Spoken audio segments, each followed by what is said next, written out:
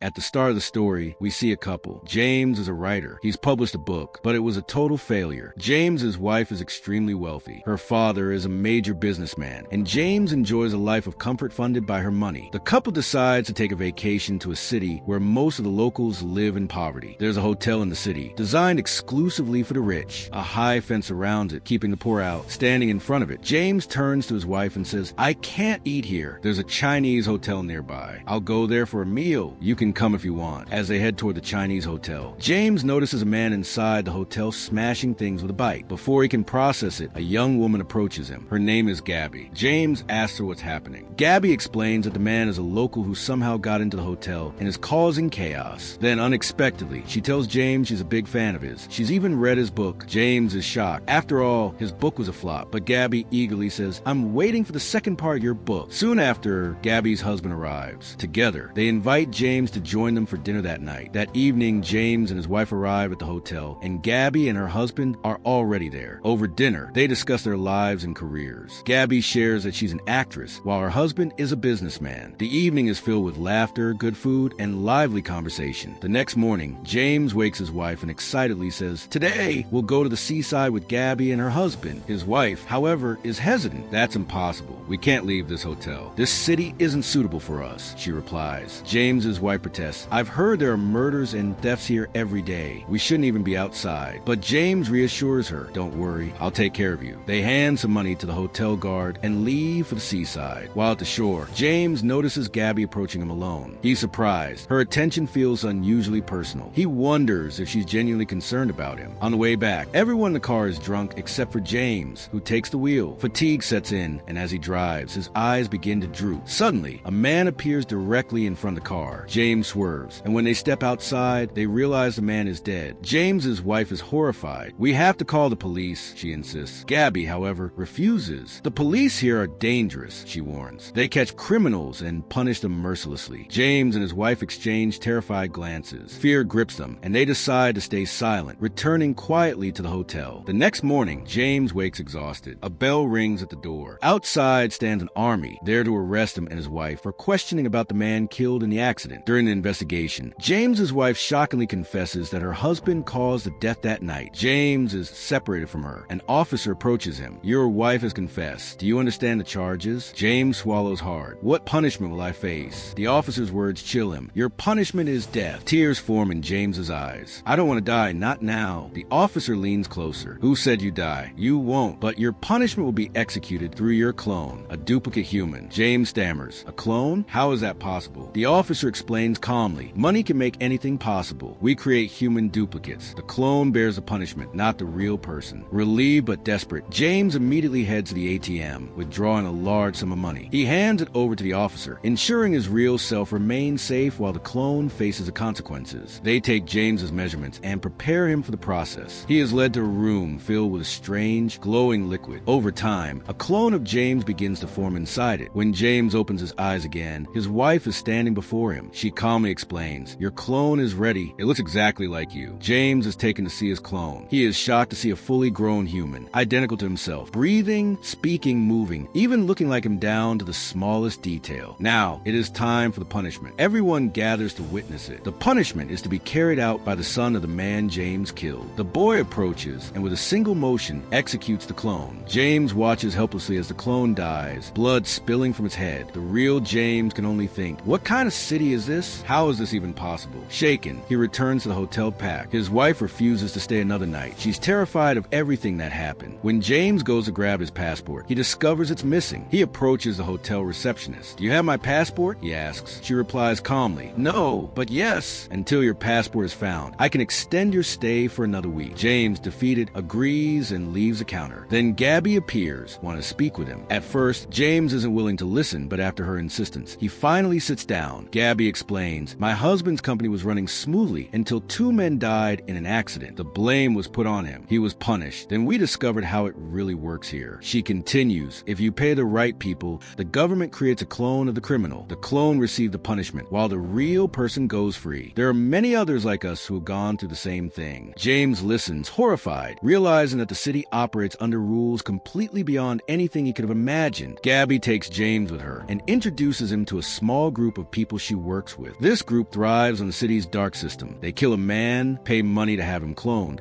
and watch the clone bear the punishment while the real person goes free. James realizes how methodical and organized it all is. Gabby explains that all of this is carefully planned. The hotel where she stays is just a base. The real power lies in the owner's house on the mountain. She suggests they go there and teach him a lesson. James hesitates, thinking it's wrong, but eventually he is convinced. He smashes a shop window, steps inside, grabs a mask, and heads toward the hotel owner's house. At the door, he rings the bell. A woman answers, and he captures her, taking her hostage along with everyone else inside the house. The hotel's guards arrive and start shooting at them, but Gabby hands James a gun and urges him to fight. In the chaos, a bullet strikes the hotel owner. He's dead. Gabby is also injured, and they retreat to a room to tend to her wounds. Before they can recover, the police arrive and arrest everyone. An officer explains that the group has committed numerous crimes and created countless clones. But now the authorities can no longer allow more clones to be made. The entire group is taken to a room where they are executed, their necks cut as punishment for their crimes. As the executions unfold, James notices people applauding quietly. It's the very group of Gabby and James' collaborators watching their clones die. Surprisingly, James feels a thrill in seeing the system work, and a dark part of him enjoys being part of it. When he later returns to the hotel, his wife confronts him. "I can't stay here any longer. I'm leaving." James responds, "If you want to go, go, but I'm not leaving." James's wife, disturbed by his increasingly dark behavior, finally leaves him. Alone, James turns to Gabby for support. "My wife left me," he confesses. Gabby smiles reassuringly. "Don't worry, I'm with you." She leads him to a room and gives him a special kind of medicine, intoxicating, clouding his mind and making him feel unusually powerful. James had always disliked the group's methods, their killings and manipulations. But one day, they hatch a dangerous plan. Kidnap a police officer and have James execute him. At the police station, James feels a familiar rush from the medicine. He attacks the officer brutally, overwhelmed by a sense of invincibility. Then Gabby removes a claw from the officer's mouth, only to reveal it isn't an officer at all. It's James's own clone. "We were just messing with you," Gabby says. James is horrified, feeling betrayed and used. He locks himself in a room, thinking, "This is a dangerous group. They don't understand me at all. They're just using me." He retrieves his passport from the washroom, where he had hidden it, determined to leave. He boards a bus headed to the airport, hoping to escape. But as the bus drives away, he notices Gabby and her companion following in their car. Gabby brandishes a gun, demanding he get off the bus. James refuses. Gabby steps directly in front of the bus and instructs the driver, "We want James." Reluctantly, James is forced off the bus. Gabby and her companion escort him back to the hotel. James sees inside. He hates their control over him and keeps thinking,